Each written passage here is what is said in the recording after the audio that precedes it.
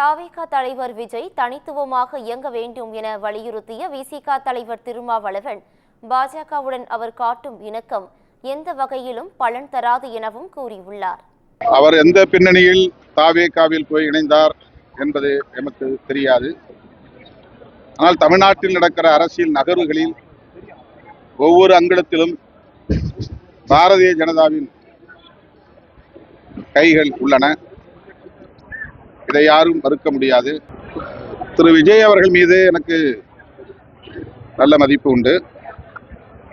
அவர் அரசியலுக்கு வந்ததை முதலில் வரவேற்றவன் நான். ஆனால் அவர் தனித்துவமாக இயங்க வேண்டும் என்பது என்னுடைய அவா.